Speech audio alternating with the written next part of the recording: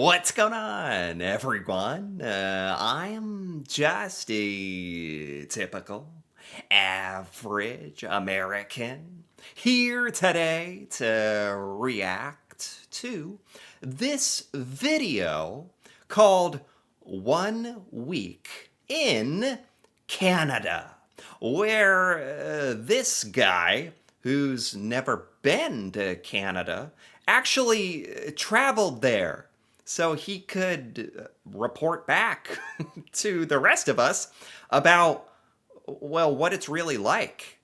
And now, I actually think, for the most part, here in the United States, we definitely have our own preconceived idea of what Canada is supposed to be like. And so today, I thought it'd be really cool to check this out and hear about this experience from somebody who actually traveled there for the very first time. So let's take a look. Canada. It's a country that everybody seems to love. Yes. Why do they love Canada so much? I Yeah. didn't get it until I went to visit Canada. What I saw there and what I'm about to show you will make you fall in love with Canada even more. Okay. Yeah. This has got some energy. This got me a bit pumped up to see Canada. And it's like, honestly, I can really relate to a lot of what he is saying. I think for a lot of people around the world, and certainly here in the United States, Canada has such a great reputation. And what goes along with that is that for a lot of us, I think we can't help but wonder, does Canada live up to the amazing reputation that you have? You know, it's kind of a blessing and a curse. Is it true? Because I think there's high expectations, but I don't know. That's why I think I'm really curious to kind of see what this 1 week visit was actually like.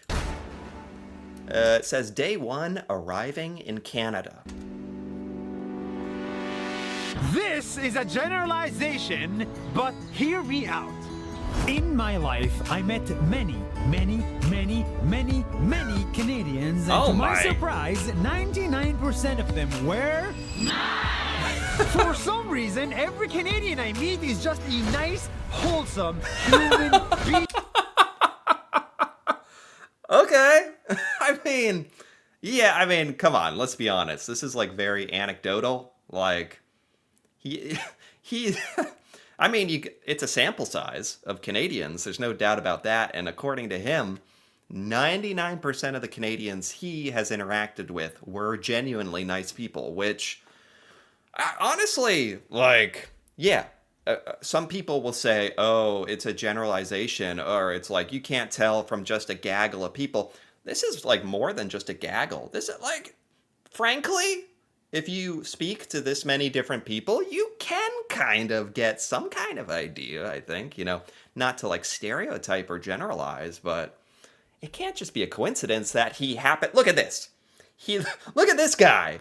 They show a random Canadian guy, and he happens to look like the friendliest, most wholesome man you've ever seen in your life. Is that just coincidence? I don't think so. They're friendly. They care about your well-being. They're polite, not arrogant. They say sorry a lot. Sorry. Sorry. Sorry. Sorry. Wow. Now that's a little stereotypical. Like, I don't actually expect every Canadian to say sorry, like, all the time, But from what I understand, it is, on the flip side, I'm trying to toe the line between, like, overgeneralizing and being realistic with this. It does seem like being respectful or polite is indeed an important part of Canadian culture. And I think for a lot of the world, that's one of the things we love about it. And they even say sorry for the weather, even when it's not their fault. So, sorry for the weather. That is next level. That is next level apologizing. Don't get me wrong, Canada has its fair share of jerks like this guy. Huh? But the rest are... What's this? What's this guy doing? Why? See, we are being realistic. For every crowd of people, there's one random jerk with a SpongeBob hat. Are super polite. When I was a kid, I was taught that nice guys finish last.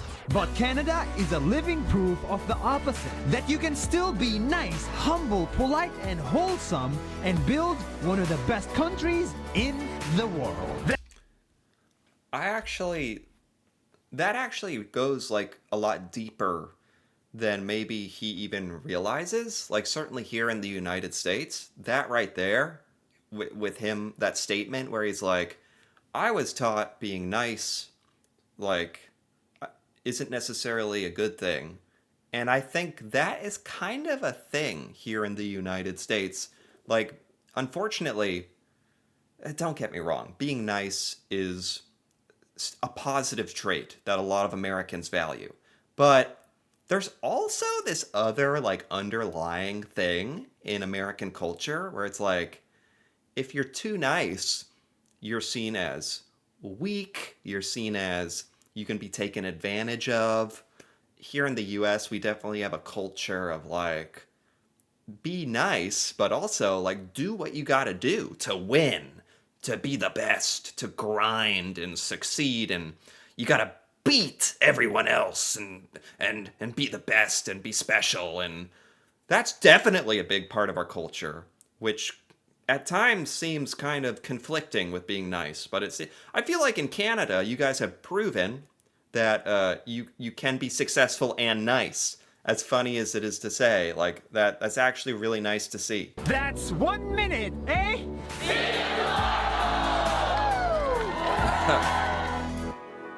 Canada's library? Boring, boring, boring. Most libraries are boring. It's true. But not this one in Toronto, Canada, because here it's more than just books. Here, the library teaches you how to knit clothes. The library teaches you how to make shoes, how to public speak, how to paint, and even how to make sushi. What is it? He said this. Okay. This video is kind of all over the place, which I don't mind, but this is unexpected. We're at a library in Canada. I don't want to jump to conclusions and say that every library in Canada is like this. This is in Toronto. But I think, Toronto being the biggest city in Canada, right? That this definitely can demonstrate some of the ideals and some of the innovations that Canada has. And I mean, I've never seen a library where you make sushi. Okay. They have a full replica of a Sherlock Holmes study room. What? They have printers that print in 3D.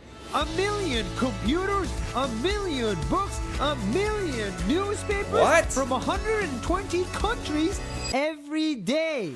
What? I mean, now this is actually turning out to be a lot more insightful than I thought.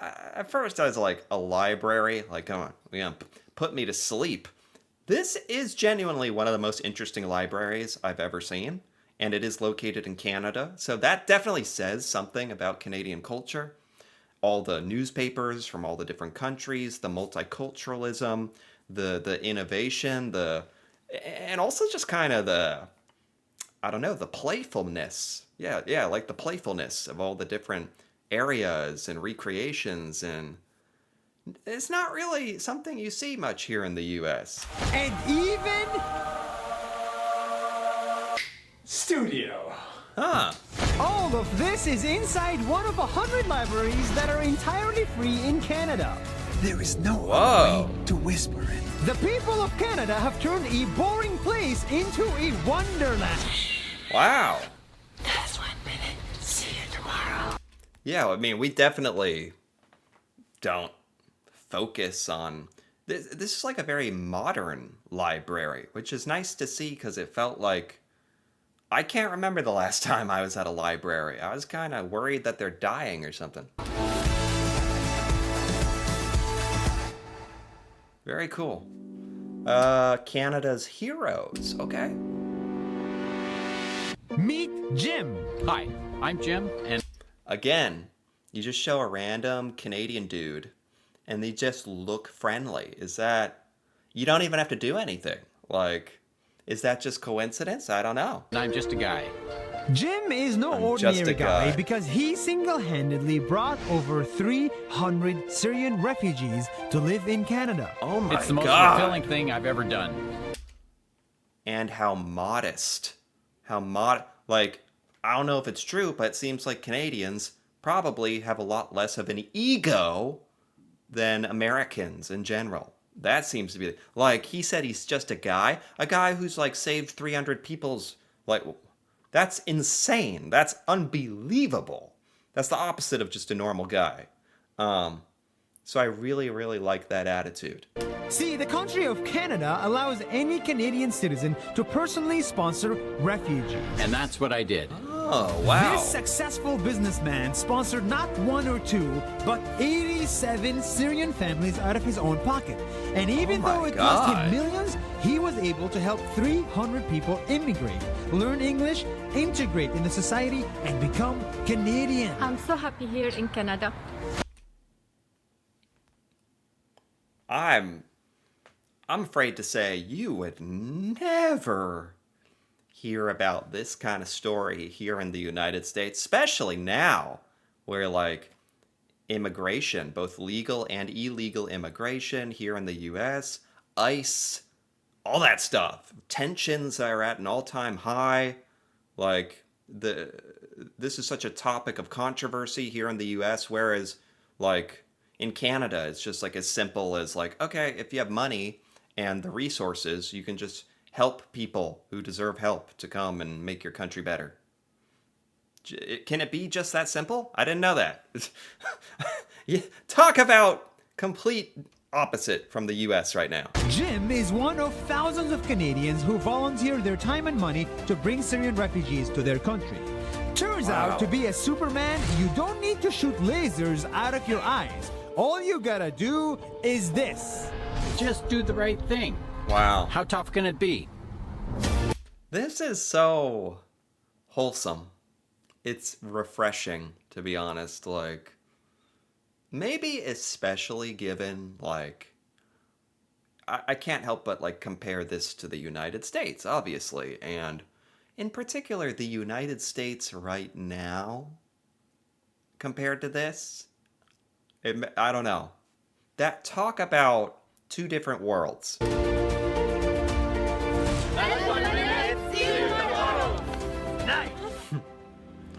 Canada's airport. I'm talking to you now from an empty airport.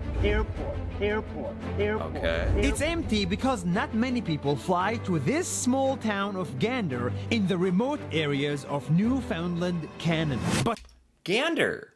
I learned about this a while ago. I did a video on Gander. That's where, like, the Operation Yellow Ribbon, that's where the flights from... I think most Canadians are aware of this. A lot of Americans are not. I was not aware. I did a whole reaction to this whole story. It's crazy.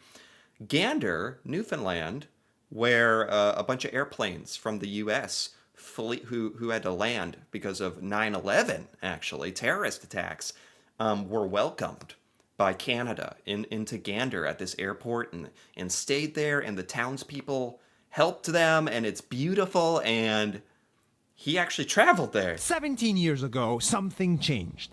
9/11. As a result of Yes. 9/11, many flights that were heading to the United States were forced to land at the nearest possible airport. So Yes. in one day, 40 planes landed here at the empty airport of Gander. 40. I forgot it was 40 planes. That's insane. And all the people needed, like, food and places to live, too. It received thousands and thousands of homeless visitors who need food, shelter, and security. And that's when all locals came in to help. They gave Unbelievable. visitors shelter, food, and company. Schools were shut and everyone volunteered for a full week. Welcome to Gander. Such a cool story. I'm glad he's highlighting this. I have heard of this. I want to think, I really want to think that in most parts of the US, if the situation was flipped and we had to help people in need like this, I really want to think that we would. I think there are a lot of very decent, very good Americans out there. But let's be honest, I don't know for sure what would happen. And we have the case study.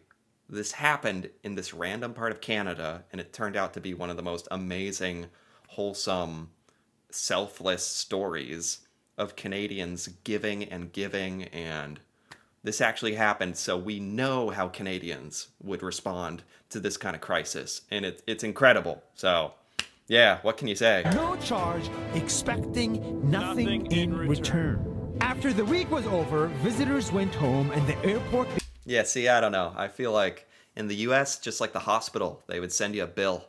Send you a bill in the mail like 2 weeks later. I don't know. became empty again. But everyone should know the story of this airport. Because even if the airport is empty, it's full of humanity. Yeah. That's 1 cool. minute. See you tomorrow. Canada's island. How from the flat Earth? Yes, this is the edge of the flat Earth. What is this?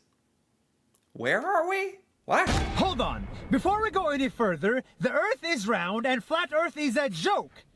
But, according to a hypothetical flat Earth map, one of the corners of the world is located here on an island called Fogle Island in Newfoundland, Canada. What now? Huh? Is this a commonly known thing? Canadians, Fogo Island. Do you know about this? You're on the edge of the Earth, according to this random map. Huh? This is where some people believe the edge of the flat Earth is. Okay. So if you jump from here, you'll end up in China. Or something like that. On this island. Huh? You're in Canada for a week, and you're doing such an amazing job so far. And then you go to this I don't know, this video's been good so far. This is kind of strange to me. And you will find an actual museum of flat Earth theory. This is the edge of the Earth! But you will also find 4,000 locals who believe in common sense that the Earth is round. Again, another random Canadian dude. Friendly look. Always friendly. Come visit this beautiful island at the edge of the world. But before you do, remember that the Earth is round. That's 1 minute. The Earth is round. Why did we spend a minute talking about it being flat? I don't know. Maybe the video is just being kind of silly. I guess. We'll chalk it up to that. Canada's nature. I think Canada's nature is heavily underrated. I've seen a couple of YouTube videos now showing different parts of Canada. I think a lot of Americans don't really know what to picture when we think of Canada, but I know there's a lot of places that are genuinely amazing. Hey, let me ask you a question. Do you have a swimming pool in your house?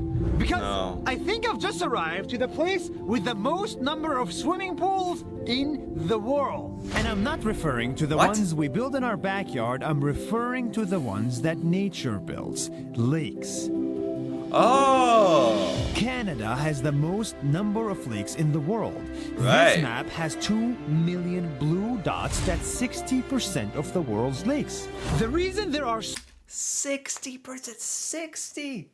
Is it 60% of the world's lakes? That's insane. so many lakes is because of the ice age and the glaciers. But that doesn't matter. What matters is that these beautiful swimming pools are mostly untouched. And that's why you should ditch that man-made swimming pool and come to this nature-made one. Are you allowed to just not to be a party pooper or anything? Are you allowed to just because some countries have like the right to roam, where you're allowed, if it's in nature, you can explore. And can you just like jump in random lakes in Canada? Is that okay?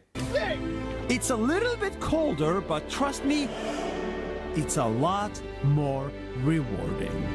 That's 1 Wow. minute. See you tomorrow. Okay. That is, I mean, objectively, this is freaking beautiful.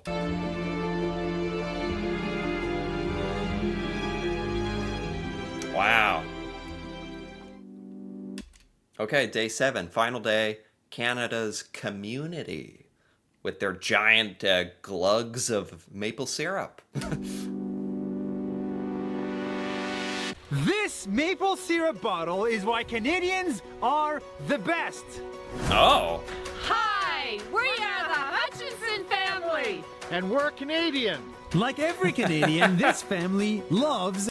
Oh my god. Look at the size of that bottle of syrup. It's a beautiful bottle. We do not have bottles of this craftsmanship here for syrup, let alone. It's like the size of her head. Maple syrup. They love it so much they made a business out of it. And it's a small business. They produce it Cool. and ship it to many countries. Including Saudi Arabia. But last month, things changed. Saudi Arabia banned Canadian imports without warning, so 900 liters of Saudi Arabian maple syrup were going to waste. And this Okay. small business was about. To lose a lot of money. And this is why Canadians are the best. They stick together at time of need. When this family struggled, hundreds of Canadians called them up to order this Saudi Arabian labeled maple syrup. Not because Oh. They had already like processed it and packaged it in like the Saudi Arabia packaging in a different language, and it was all gonna go to waste. And like I don't know how they got their story out there, but the community like came together and bought all this maple syrup destined for Saudi Arabia. That was kind of weird, and it's like, that's really cool. Okay, I was a little confused, like what? But that makes sense, and that's really cool to see. Obviously, like especially with like this sweet like Canadian small business, there must be a lot of because obviously Canada is known for maple syrup. Are there a lot of like small maple syrup businesses like this in Canada? I would assume. they need it, but because they wanted to show solidarity. In 5 days only, everything sold out. As Wow. other countries measure power based on weapons, let's look at Canada. Because this kind of community is the real power. Yeah. That's 1 minute. See you tomorrow. Oh, that's it. Yeah, obviously that was like a little glimpse into like the community aspect in Canada. Here in the US, it definitely feels like that sense of community. Like I felt like it was stronger when I was a kid. You used to like know your neighbors, and I don't know. I don't want to just like act all nostalgic and stuff and say everything was better back in the day, but it's just better. What can I say? But seriously, it does seem like based on that example, at least, perhaps there is like this sense of community that exists in Canada where people still watch out for each other. Here in the US, like I said, we're extremely competitive, which can be good for some things, but very isolating at times. And by definition, competing against each other and prioritizing that, and with the internet and stuff, people probably just like aren't as close a community in real life in general. Anyway, I could go on and on about that, but I just gotta say this whole video was amazing. It wasn't exactly what I expected, but that's okay. It gave me a bunch of different glimpses into a bunch of different aspects of Canadian culture that I certainly haven't seen before, and all seem extremely positive. And well, based on this video anyway, what one would assume, or it would be kind of safe to say based on this, Canada lives up to its reputation, which is frankly very difficult to do. But from what I saw here, it seems amazing with a lot of attributes that honestly, I didn't mean for this to be such a comparison between the US and Canada, but I think we could take away and learn a lot from this kind of stuff. And it seems really nice. And it lived up to the hype. So this is really cool. Anyway, if you enjoyed this, feel free to give this video a like or leave a comment with your thoughts on this guy's experience with 1 week in Canada and the stuff he chose to look at. And that'd be cool to hear about. And if you're interested in more videos like this, me reacting to Canadian things that I've never seen before, feel free to subscribe for more. And until then, thanks for watching and see you next time.